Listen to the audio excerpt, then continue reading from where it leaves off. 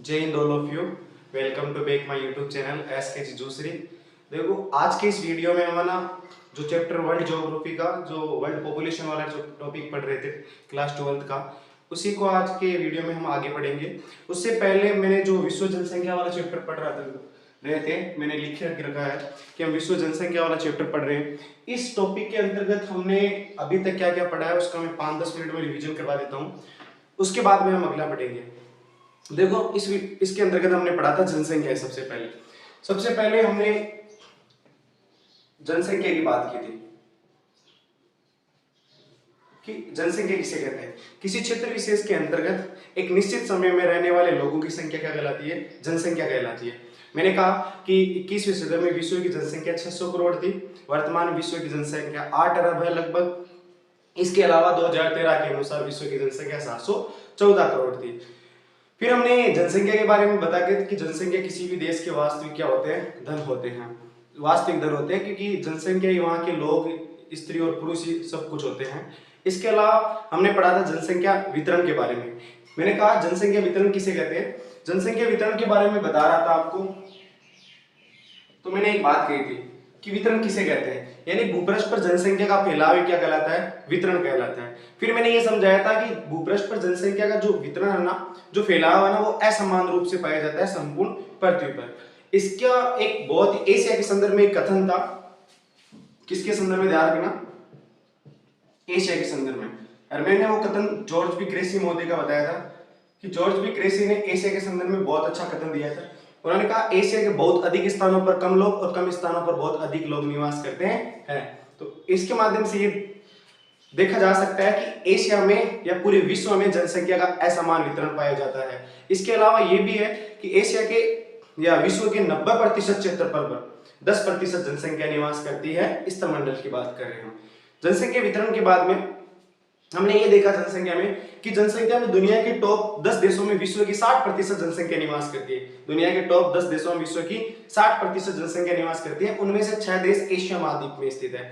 हम उनके बारे में बातचीत कर रहे थे, तो उनमें मैंने बताया था आपको कि विश्व में टॉप 10 देश पर पहला देश आता है, आपको पता है चीन। चीन के बाद में आता है, चीन के बाद में भारत, भारत के बाद में अमेरिका, अमेरिका के बाद में इंडोनेशिया, फिर ब्राजील, ब्राजील के बाद में पाकिस्तान, नाइजीरिया, बांग्लादेश, इसके अलावा रशिया और मेक्सिको। ये टॉप 10 देश थे। इनमें से 6 देश किसके थे? एशिया महाद्वीप के थे। फिर हमने जनसंख्या वितरण को प्रभावित करने वाले कारकों के बारे में पढ़ रहे थे कि जनसंख्या वितरण को प्रभावित करने वाले कारक कितने होते हैं? 3। भौतिक कारक हो गया, आर्थिक कारक, सामाजिक और सांस्कृतिक कारक। हमने भौतिक कारक में पढ़े थे कि भौतिक कारक में 4 कारक होते हैं। कौन सा? पहला जल की उपलब्धता, जलवायु था, इसके अलावा ऊंचाई या भू आकृति कह सकते हैं हम, और इसके अलावा मृदा। 4 टॉपिक थे, इनके बारे में हम अध्ययन कर चुके थे। आज के इस वीडियो के अंतर्गत हम जनसंख्या वितरण के हो गए घनत्व के बारे में हमने बातचीत कर ली। मैंने आपको घनत्व के बारे में बताया था कि जनसंख्या घनत्व प्रति वर्ग किलोमीटर में रहने वाले लोगों की संख्या के रूप में इसको मापा जाता है, जिसका सूत्र होता है जनसंख्या बटा क्षेत्रफल होता है। आज हम उन्हीं जनसंख्या वितरण को प्रभावित करने वाले कारकों में अगले कारक की बात करेंगे, जिसका नाम है, ध्यान रखना, उसके बारे में बातचीत करेंगे, आर्थिक कारक के बारे में।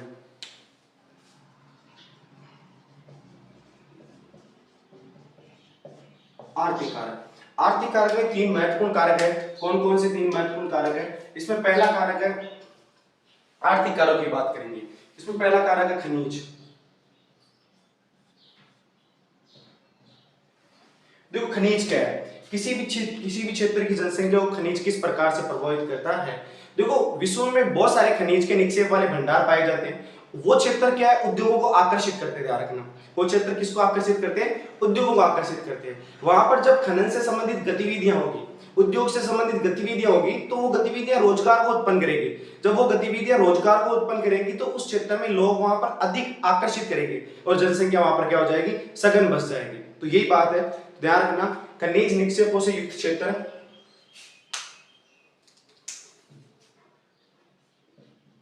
साथ साथ लिख देना, खनिज निक्षेपों से युक्त क्षेत्र, खनिज निक्षेपों से युक्त क्षेत्र उद्योगों को आकर्षित करते हैं।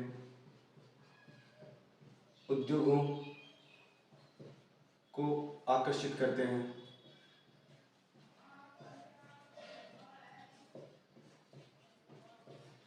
खनिज निक्षेप यानी खनिज के जमाव वाले क्षेत्र है ना, वो किसको आकर्षित करते हैं? उद्योगों को आकर्षित करते हैं। और खनन और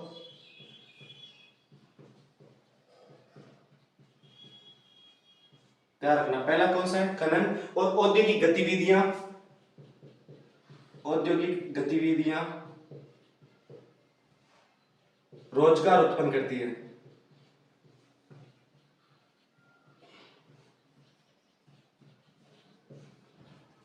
खनन और औद्योगिक गतिविधियां क्या करती है? रोजगार उत्पन्न करती है। अतः कुशल और अर्धकुशल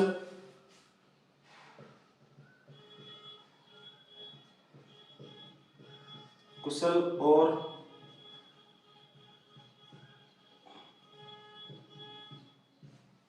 अतः कुशल और अर्धकुशल कर्मी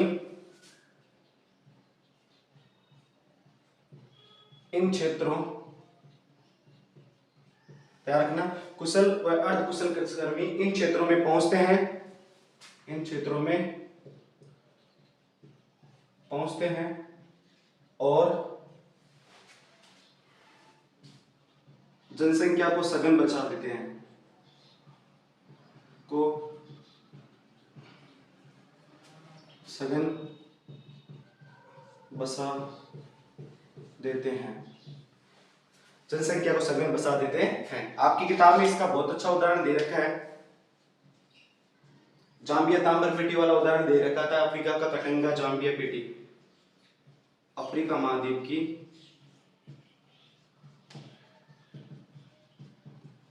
जाम्बिया तांबर पेटी, इसका सबसे बड़ा उदाहरण है, ध्यान रखना। तो खनिज कैसे? खनिज निक्षेपों से युक्त क्षेत्र होते हैं जो उद्योगों को क्या करते हैं? आकर्षित करते हैं और इन खनन और औद्योगिक गतिविधियां रोजगार उत्पन्न करती है। अतः कुशल और अर्धकुशल, मैं बता रहा हूं कुशल श्रमिक वो, अर्धकुशल तीन प्रकार के होते हैं, एक अकुशल होते हैं, एक अर्धकुशल होते हैं, एक कुशल श्रमिक होते हैं। इन श्रमिकों को वो क्या करेंगे?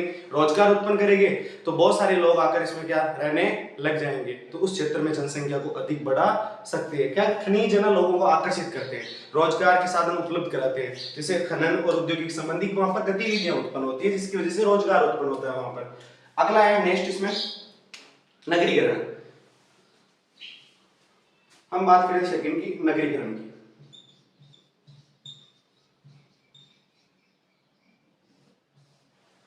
नगरीकरण, देखो नगरीकरण क्या है?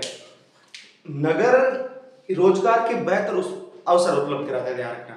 नगर क्या होते हैं? बेहतर अवसर उपलब्ध कराता है। इसके अलावा नगर में शिक्षा, चिकित्सा, परिवहन, संचार संबंधी गतिविधियां बहुत अधिक होती है, जिसके कारण लोग है ना उस क्षेत्र में आकर आकर्षित होने लग जाते हैं। याद रखना, कोई भी क्षेत्र हो, विश्व में जितने हमें आसपास का कोई बड़ा नगर ले सकते हैं, जैसे जयपुर है, जयपुर में रोजगार के साधन उपलब्ध है, चिकित्सा संबंधी है, परिवहन संबंधी है, वहां पर एजुकेशन सिस्टम बहुत अच्छा है।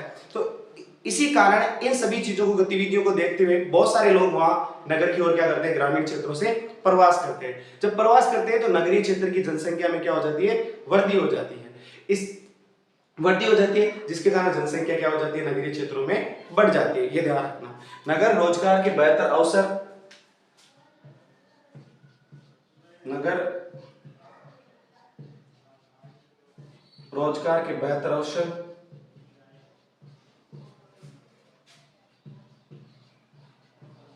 बेहतर अवसर, शिक्षा, चिकित्सा, रोजगार नए अवसर, रोजगार के नए अवसर, शिक्षा, चिकित्सा संबंधी सुविधाएं, शिक्षा और चिकित्सा संबंधी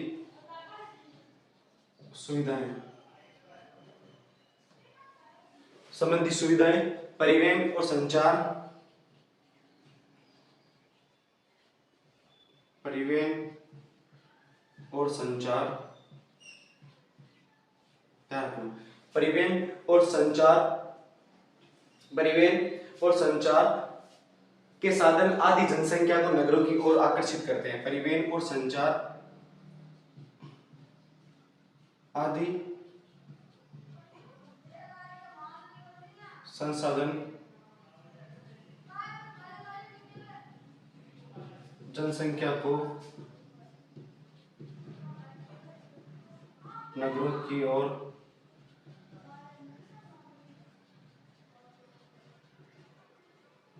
आकर्षित करते हैं। ध्यान रखना, आदि संसाधन, ये साधन जितने भी ये साधन ये नगरों की ओर क्या करते हैं, आकर्षित करते हैं। देखो, नगर रोजगार के बेहतर अवसर उपलब्ध कराते हैं, शिक्षा चिकित्सा संबंधी सुविधाएं, परिवहन और संचार संबंधी साधन जनसंख्या को क्या करते हैं, नगरों की ओर आकर्षित करते हैं। इस से जनसंख्या, ध्यान रखना, इससे जनसंख्या ग्रामीण क्षेत्रों से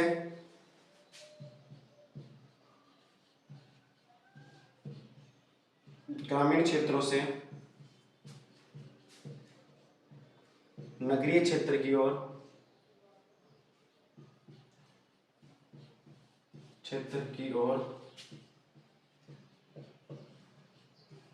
इससे जनसंख्या ग्रामीण क्षेत्र से नगरीय क्षेत्रों की ओर प्रवास करती है। नगरीय क्षेत्र की ओर प्रवास करती है, जिससे नगरीय क्षेत्र में सघन जनसंख्या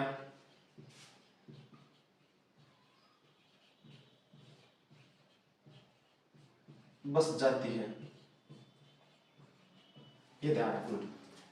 नगरीकरण यानी नगर रोजगार के बेहतर अवसर उपलब्ध कराते हैं। इसके अलावा चिकित्सा, शिक्षा संबंधी सुविधाएं, परिवहन और संचार आदि साधन, यहाँ पर ध्यान रखना, साधन जनसंख्या को नगरों की ओर आकर्षित करते हैं। इससे जनसंख्या ग्रामीण क्षेत्रों से नगरीय क्षेत्र की ओर क्या करती है, प्रवास करती है। ध्यान रखना, प्रवास करती है, जिससे नगरीय क्षेत्र में सघन जनसंख्या बस जाती है। ध्यान रखना।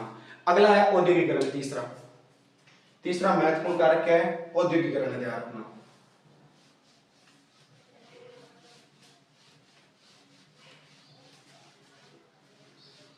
आर्थिक कारक में तीसरा है औद्योगिकरण।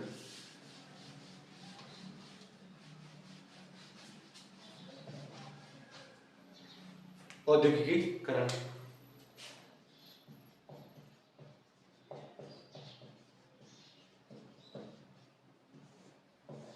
ये क्या है, देखो औद्योगिकरण का मतलब क्या होता है, औद्योगिकरण से तात्पर्य क्या होता है, ये औद्योगिक पेटियां होती है ना, जितने भी औद्योगिकरण यानी विश्व के जितने खनन वाले क्षेत्र है उसके पास उद्योगों का विकास होता है। जैसे मैं बता रहा हूं आपको, टिस्को, इसको, विस्को, राउरकेला, भिलाई और बोकारो और दुर्गापुर, जितने भी अपने औद्योगिक क्षेत्र है वो आसपास के खनन युक्त क्षेत्र, लोहा ऐश की खानों के पास, कोयले की खानों के पास, इनके आसपास ही वो निवास। तो उन क्षेत्रों में क्या है, ये औद्योगिक पेटियां होती है ना, जितने भी औद्योगिक क्षेत्र रहते हैं ये लोगों को रोजगार के अवसर उपलब्ध कराते हैं।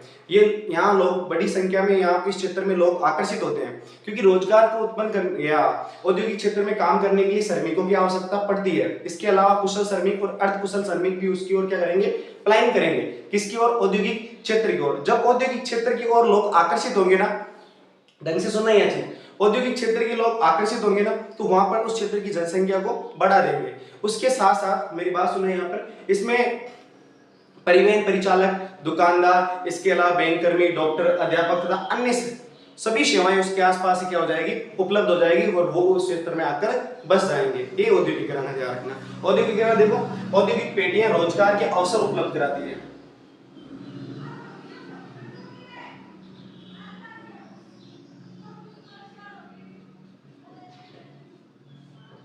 औद्योगिक पेटियां, ध्यान रखना, औद्योगिक पेटियां रोजगार के अवसर उपलब्ध कराती है। रोजगार के अवसर उपलब्ध कराती है। ध्यान रखना, औद्योगिक पेटियां रोजगार के अवसर उपलब्ध कराती है और बड़ी संख्या में लोगों को आकर्षित करती है, और बड़ी संख्या में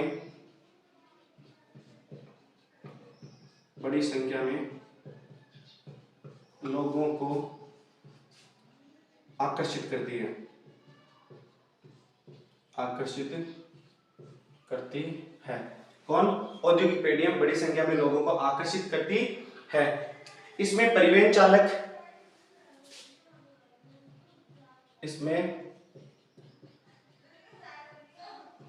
चालक, बैंककर्मी,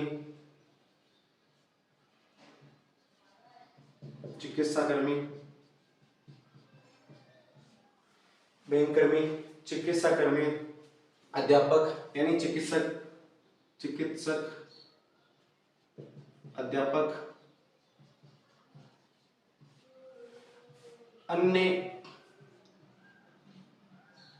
सेवाएं भी उपलब्ध होती है, सेवाएं भी उपलब्ध होती है। अन्य सेवाएं भी इस क्षेत्र में क्या होती है? उपलब्ध होती है, जो क्या होती है? इस क्षेत्र की जनसंख्या को बढ़ा दे जाते हैं। आपकी किताब है एनसीईआरटी में इसका बहुत अच्छा उदाहरण दे रखा है। जापान, आपको पता है एशिया महाद्वीप का एक देश है जापान, जो 4 द्वीपों से मिलकर बना है। होन्शु, होकिडा, शिकोकु और क्यूशु नाम के 4 द्वीप है, उनसे मिलकर जापान का एक बहुत बड़ा क्षेत्र है, जिसे कोबे ओसाका कहा जाता है। इस क्षेत्र में कोबे ओसाका जापान का एक औद्योगिक क्षेत्र है। कैसा क्षेत्र है? औद्योगिक क्षेत्र, जहां जापान की सर्वाधिक जनसंख्या निवास करती है। देखो, कोबे ओसाका जापान का, किसका? जापान का, इसे मैनचेस्टर कहा जाता है। जापान का इसे क्या कहा जाता है? मैनचेस्टर कहा जाता है, क्योंकि कोबे ओसाका क्षेत्र ना सूती वस्त्र उद्योग के लिए फेमस है। किस उद्योग के लिए? सूती वस्त्र उद्योग के लिए। यार ये याद रखना कि कोबे ओसाका जो सूती वस्त्र उद्योग के लिए है, इसी कारण इसको मैनचेस्टर कहा जाता है। मैनचेस्टर सूती वस्त्र उद्योग है, ध्यान रखना। जापान का मैनचेस्टर यानी सूती वस्त्र उद्योग के लिए फेमस है। मैनचेस्टर कहां पर? इंग्लैंड में, ध्यान रखना। तो सूती वस्त्र उद्योग के लिए विश्व प्रसिद्ध है। तो औद्योगिकरण के माध्यम से ये बात याद रखना कि औद्योगिकरण, ध्यान रखना, वापस फिर से बता देता हूँ। औद्योगिक पेढ़ियां रोजगार के अवसर उपलब्ध कराती है और बड़ी संख्या में लोगों को ये क्या करती है? आकर्षित करती है। इसमें परिवहन चालक हो जाएगा, इसके अलावा दुकानदार, बैंककर्मी हो जाएंगे, डॉक्टर हो जाएंगे, इसके अलावा अध्यापक, अन्य बहुत सारी सेवाएं होती है, ये भी उपलब्ध होती है, जिसके कारण जनसंख्या यहाँ पर क्या होती है? उच्च स्तर पर बढ़ जाती है। इसका सबसे बड़ा उदाहरण जापान के कोबे ओसाका, आपको पता है कोबे ओसाका प्रदेश है जो सूती वस्त्र उद्योग के लिए प्रसिद्ध है। यहाँ पर बहुत ज्यादा जनसंख्या निवास करती है जापान की, जिसे जापान का मैनचेस्टर भी कहा जाता है। ये कारक हो गए आर्थिक कारक 3। अब आर्थिक कारक के बाद एक लास्ट कारक बचा अपने पास में, वो है सामाजिक एवं सांस्कृतिक कारक। ये कारक भी बहुत ही इंपॉर्टेंट है। देखो, इस कारक में क्या क्या बात करनी है आपको बता देता हूं मैं। कौन सा है? सामाजिक एवं सांस्कृतिक कारक। सामाजिक एवं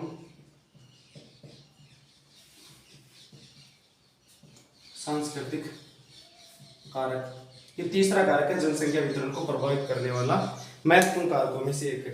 देखो, कुछ स्थान धार्मिक और सांस्कृतिक महत्व के होते हैं। बहुत सारे स्थान हैं जो सामाजिक और धार्मिक महत्व के होते हैं।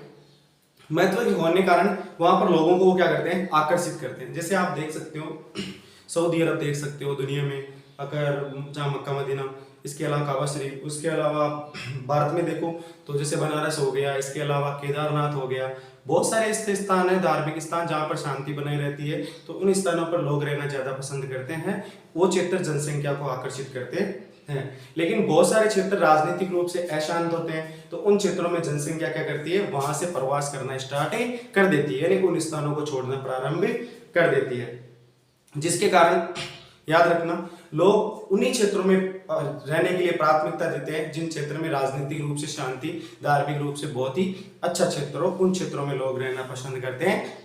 तो ये ध्यान रखना, इसके अंतर्गत धार्मिक, ध्यान रखना ये धार्मिक व सांस्कृतिक महत्व के, धार्मिक व सांस्कृतिक महत्व के, ध्यान रखना कुछ क्षेत्र होते हैं धार्मिक और सांस्कृतिक महत्व के कारण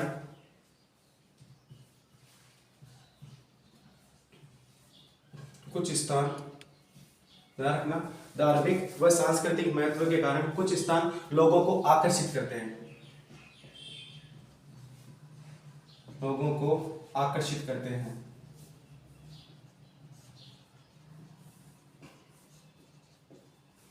यानी धार्मिक और सांस्कृतिक महत्व के कारण कुछ स्थान लोगों को आकर्षित करते हैं, लेकिन बहुत सारे क्षेत्र अशांत होते हैं, लेकिन बहुत से क्षेत्र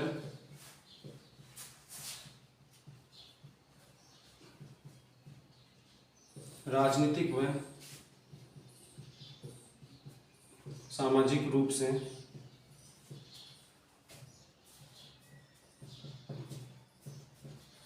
अशांत होते हैं। किस रूप से? राजनीतिक व सामाजिक रूप से क्या होते हैं? अशांत होते हैं, जिसके कारण लोग उन स्थानों से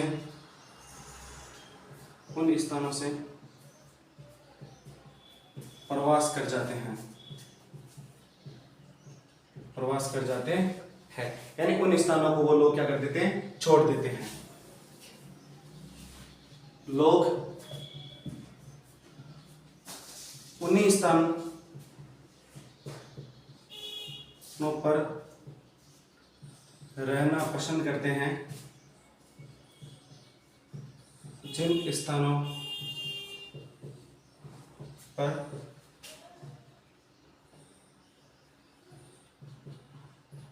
शांत वातावरण होता है। तो ऐसे बहुत सारे क्षेत्र ध्यान रखना, जो सामाजिक और आर्थिक रूप, सामाजिक और सांस्कृतिक रूप से वो कैसे होते हैं? अच्छे होते हैं। उन क्षेत्रों पर लोग रहना पसंद करते हैं। तो ये जनसंख्या वितरण को प्रभावित करने वाले अपने 3 कारक थे। वो तीनों कारक हो गए, कौन कौन से थे? ध्यान रखना, भौतिक कारक था, आर्थिक कारक था, सामाजिक और सांस्कृतिक कारक था। इसके बाद में इसमें 2-3 टॉपिक बचे इस चैप्टर के। अगला टॉपिक है जनसंख्या वृद्धि। इसमें जो महत्वपूर्ण कारक है, महत्वपूर्ण जो टॉपिक बचा है इसका, वो है जनसंख्या वृद्धि। जनसंख्या वृद्धि, देखो जनसंख्या वृद्धि किसे कहते हैं, हम इसके बारे में बातचीत करते हैं। जनसंख्या वृद्धि किसी क्षेत्र विशेष के अंतर्गत एक निश्चित समय में जनसंख्या में होने वाला परिवर्तन जनसंख्या वृद्धि कहलाता है। वापस सुनना, किसी क्षेत्र विशेष के अंतर्गत एक निश्चित समय के अंतर्गत जनसंख्या में होने वाला परिवर्तन जनसंख्या वृद्धि कहलाता है। ध्यान रखना, इसमें लोगों की संख्या में क्या होता है? एक निश्चित अवधि के दौरान परिवर्तन हो जाता है। ये परिवर्तन धनात्मक भी हो सकता है, ये परिवर्तन ऋणात्मक भी हो सकता है। इसे निरपेक्ष व प्रतिशत के रूप में व्यक्त किया जाता है।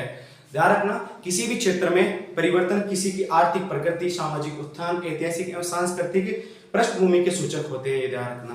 तो इसकी बातचीत करते हैं। देखो सुनना, परिभाषा लिखना आप, किसी क्षेत्र विशेष के अंतर्गत,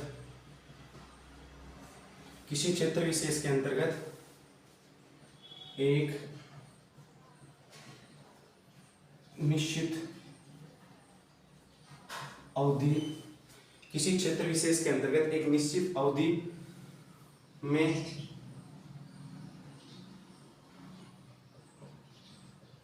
लोगों या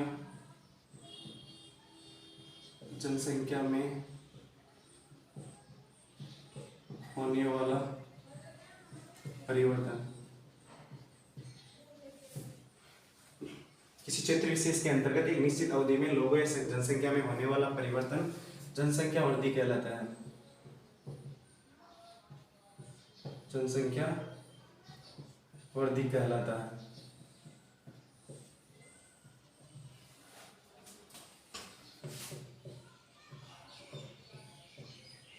जनसंख्या वृद्धि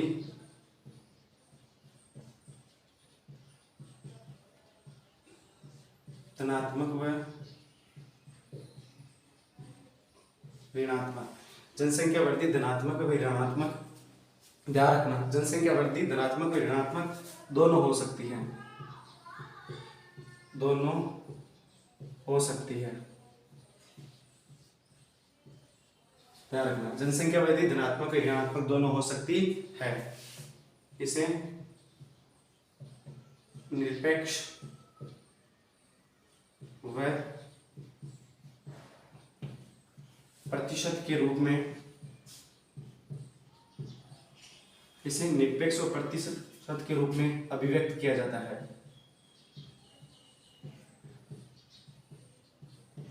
अभिव्यक्त किया जाता है। याद रखना। नेक्स्ट पॉइंट याद रखना, यह परिवर्तन किसी क्षेत्र की आर्थिक प्रगति, यह परिवर्तन किसी क्षेत्र की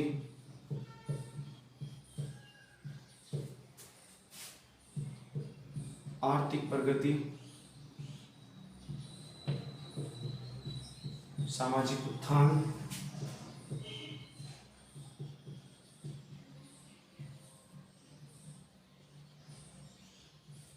आर्थिक प्रगति, इसके अलावा सामाजिक उत्थान, ऐतिहासिक और सांस्कृतिक, सामाजिक उत्थान,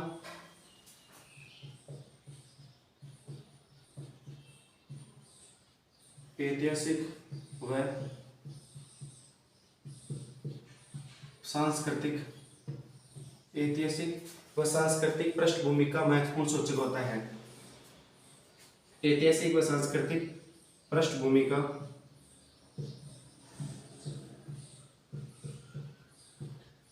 महत्वपूर्ण सूचक होती है।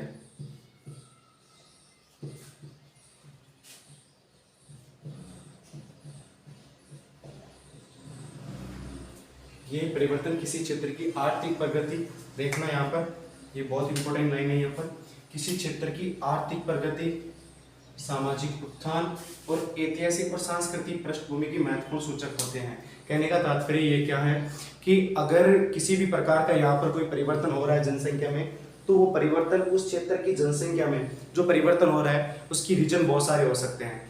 तो जैसे मान लेना उस क्षेत्र के लोगों का विकास अच्छा हो रहा है, वहाँ चिकित्सा और स्वास्थ्य संबंधी और शिक्षा संबंधी व्यवस्था अच्छी हो रही है, इसके अलावा वहाँ भोजन की आपूर्ति अच्छे से हो रही होगी, यानी ज़्यादा लोगों की पर कैपिटा इनकम भी ज़्यादा ग्रोथ कर रही होगी, यानी उन क्षेत्र में लोगों का विकास बहुत अधिक हो रहा है, तो उस क्षेत्र में जनसंख्या बढ़ना कोई बड़ी बात नहीं है, लोग प्रवास करके भी उस क्षेत्र में आ सकते हैं। जैसे मान लेना कोई क्षेत्र है पर्टिकुलर, उस क्षेत्र के अंतर्गत पहले अच्छा नहीं था, फिर धीरे धीरे वो क्षेत्र विकास करने लग गया, तो लोग उसकी ओर क्या करने लगे, आकर्षित होने लग जाएंगे और वहां उस क्षेत्र की जनसंख्या में परिवर्तन हो जाएगा। जिस क्षेत्र में लोग प्रवास करके आते हैं गंतव्य स्थान पर, तो उस क्षेत्र में जनसंख्या बढ़ जाती है, जिस उद्गम स्थान को जब छोड़कर आते हैं तो उस क्षेत्र की जनसंख्या में क्या आ जाती है, कमी। तो उस स्थान पर नकारात्मक परिवर्तन होता है, इस स्थान पर सकारात्मक परिवर्तन होता है, यही जनसंख्या वृद्धि होती है, ध्यान रखना। अब हम बात करें, ये याद रखना, ये लिख लेना इसको। अब जनसंख्या वृद्धि की भूगोल की कुछ आधारभूत संकल्पनाएं हैं, उसके बारे में बातचीत करेंगे।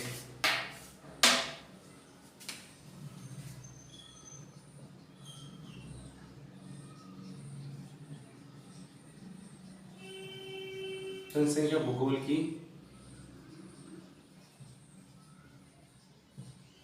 आधारभूत, जनसंख्या भूगोल की आधारभूत संकल्पनाएं कौन कौन सी है, उनके बारे में हम बातचीत करेंगे।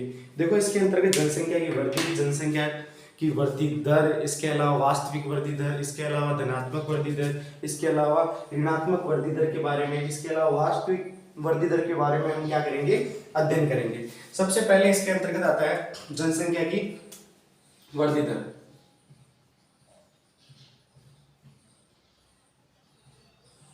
जनसंख्या की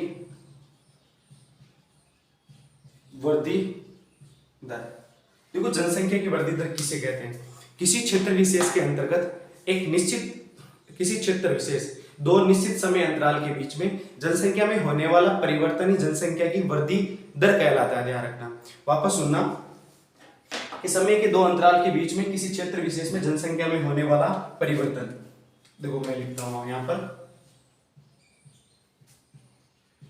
किसी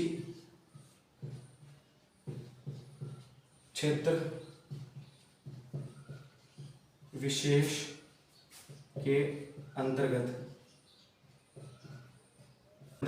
समय के दो अंतराल के बीच, समय के दो अंतराल के बीच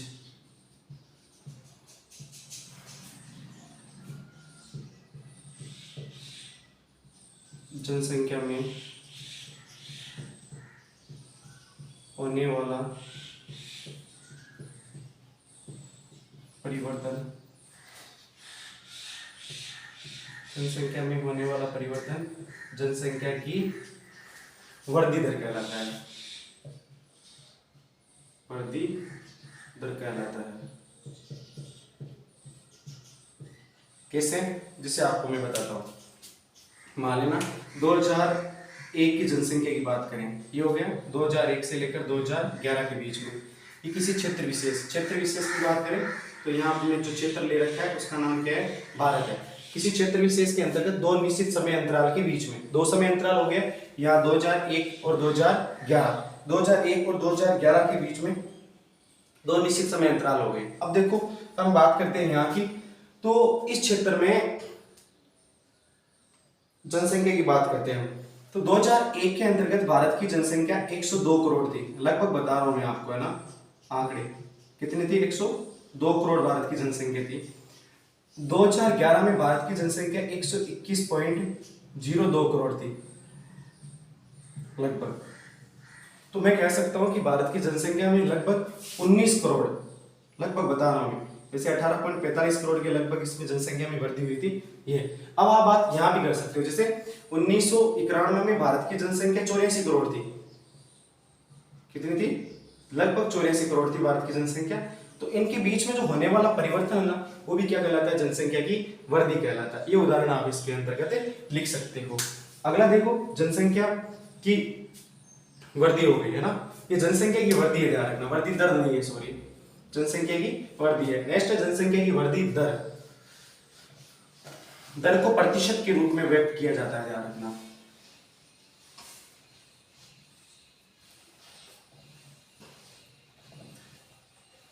जनसंख्या की वृद्धि दर, इसके अंतर्गत लिखना, ये जनसंख्या, इसके अंतर्गत ये जनसंख्या में परिवर्तन है, ये जनसंख्या में परिवर्तन है, ये जनसंख्या में परिवर्तन है जो प्रतिशत के रूप में व्यक्त किया जाता है, जिसे लेना, जिसे प्रतिशत के रूप में व्यक्त किया जाता है, ये जनसंख्या की वृद्धि हो गई। अब जनसंख्या की प्राकृतिक वृद्धि की बात करते हैं हम।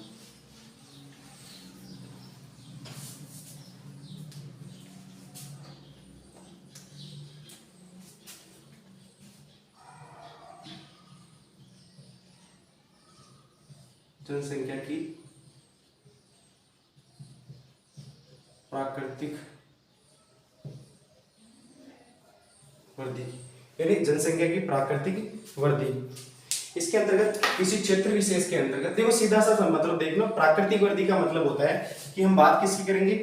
जन्म और मृत्यु की, यानी किसी क्षेत्र विशेष के अंतर्गत जन्म दर या हम कह सकते हैं मृत्यु के अंतर में बढ़ने वाली जनसंख्या को क्या कहता है? उस क्षेत्र की प्राकृतिक वृद्धि दर कहलाता है, ये प्राकृतिक वृद्धि कहलाती है। मतलब क्या होता है देखना, किसी क्षेत्र विशेष के अंतर्गत दो निश्चित समय अंतराल के बीच में, किसी क्षेत्र विशेष के अंतर्गत दो निश्चित समय अंतराल के बीच में जन्म और मृत्यु के अंतर से बढ़ने वाली जनसंख्या, जन्म और मृत्यु के अंतर से बढ़ने वाली जनसंख्या प्राकृतिक वृद्धि दर कहलाता है। तो ध्यान रखना, लिखना इसको, किसी क्षेत्र विशेष के अंतर्गत, किसी क्षेत्र विशेष के अंतर्गत, किसी क्षेत्र विशेष के अंतर्गत दो समय अंतराल, दो समय अंतरालों में, दो समय अंतरालों में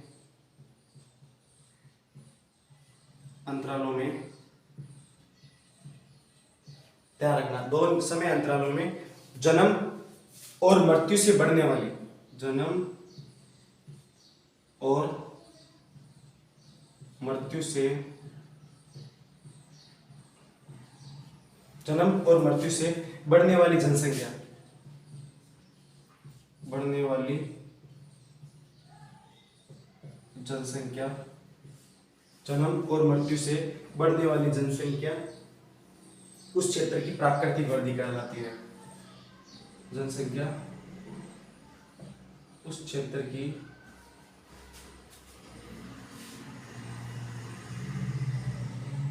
प्राकृतिक वृद्धि कहलाती है। देखो कहने का तात्पर्य क्या है, सुनना है। किसी क्षेत्र विशेष के अंतर्गत, यानी कोई भी क्षेत्र है, जैसे मान लेना अपने किसकी बात करें हम, राजस्थान की बात करें, राजस्थान अंतर्गत दो समय अंतराल के बीच में जन्म और मृत्यु दर से बढ़ने वाली जनसंख्या, यानी ये मृत्यु दर ना तो हम जन्म को रोक सकते हैं ना हम मृत्यु को रोक सकते हैं, यानी मृत्यु को नहीं रोक सकते, इससे बढ़ने वाली जनसंख्या उस क्षेत्र की प्राकृतिक वृद्धि कहलाती है। ध्यान रखना, उस क्षेत्र की कौन सी वृद्धि कहलाती है, ये प्राकृतिक वृद्धि कहलाती है। नेक्स्ट देखो, दो तीन संकल्पनाएं हैं इसकी, तो इनके बारे में देख लेते हैं। अगली है जनसंख्या की वास्तविक वृद्धि दर।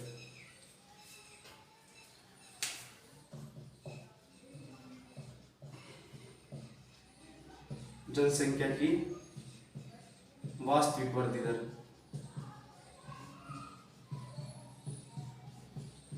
क्या होती है जनसंख्या की वास्तविक वृद्धि दर, इस तरफ देखना। जनसंख्या की वास्तविक वृद्धि दर का मतलब ये याद रखना, जन्म माइनस मृत्यु प्लस आप्रवास माइनस उत्प्रवास, यही जनसंख्या की वास्तविक वृद्धि दर कहलाती है। कहने का मतलब है प्राकृतिक वृद्धि है ना हमारे पास में, कौन सी, जन्म माइनस मृत्यु, यानी जन्म आपको पता है प्रति हजार जो जितने भी जीवित जन्म लेने वाले बच्चे होते हैं ना, किसे कहते हैं, जो प्रति हजार स्त्रियों के द्वारा जीवित जन्म दिए बच्चों को किसमें जन्म, और जो किसी क्षेत्र विशेष के अंतर्गत जो एक निश्चित समय में मरने वाले संघ की मृत्यु दर। आप्रवास किसे कहते हैं, किसी नए स्थान पे चले जाना आप्रवास कहलाता है। उत्प्रवास किसे कहते हैं, किसी क्षेत्र को छोड़ देना क्या कहलाता है, उत्प्रवास कहलाता है। इनके बारे में हम आगे डिटेल से अध्ययन करेंगे। तो देखो प्राकृतिक वृद्धि है, उसमें प्लस किसको करेंगे, आप्रवास माइनस उत्प्रवास को, तो इसकी वजह से क्या आ जाएगी, वास्तविक वृद्धि दर आ जाएगी। जैसे मान, अगली बात करते हैं, अगली बात है इसके अंतर्गत जनसंख्या की धनात्मक वृद्धि और जनसंख्या की ऋणात्मक वृद्धि।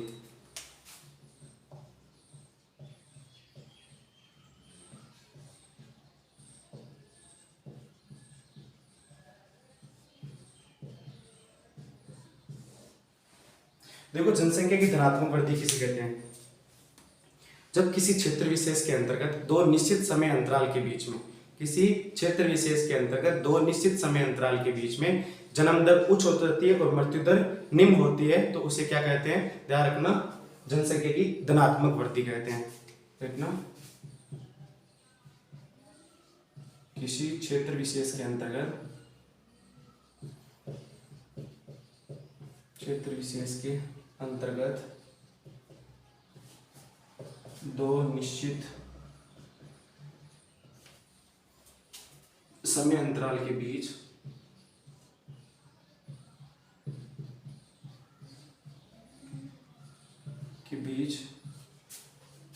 दो निश्चित समय अंतराल के बीच जन्म दर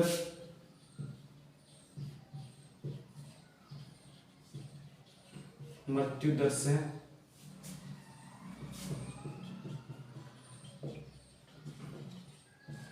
अधिक होती है, जन्म दर मृत्यु दर से अधिक होती है, तो उसे जनसंख्या की धनात्मक वृद्धि कहते हैं। तो उसे क्या कहते हैं, जनसंख्या की धनात्मक वृद्धि कहते हैं।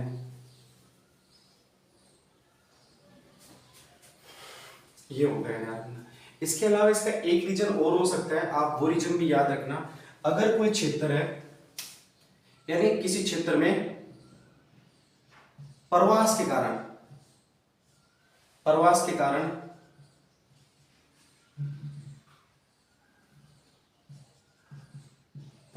कारण भी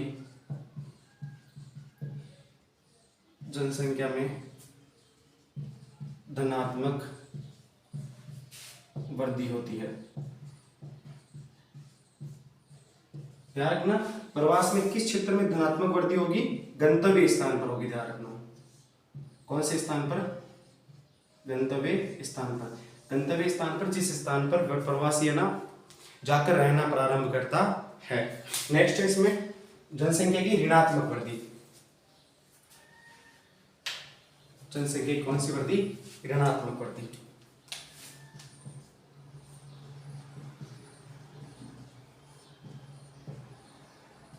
वही बात है, किसी क्षेत्र विशेष के अंतर्गत दो निश्चित समय अंतराल के बीच मृत्यु दर, ध्यान रखना यहां पर दो शब्द चेंज होंगे, ये वाला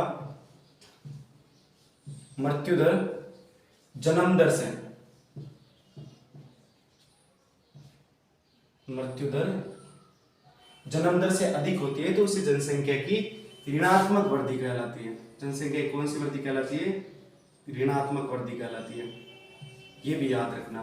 ध्यान रखना, इसमें भी प्रवास के कारण जनसंख्या में ऋणात्मक वृद्धि होती है। कौन सी वृद्धि होती है? ऋणात्मक। लेकिन किस क्षेत्र में होगी? उद्गम स्थान पर होगी ये वृद्धि। कौन सी स्थान पर होगी? उद्गम स्थान पर होगी। तो ये भी आपको ध्यान में रखना है। इसके अलावा इसका जो नेक्स्ट पॉइंट है, टॉपिक है जनसंख्या वृद्धि का, वह जनसंख्या वृद्धि के घटक।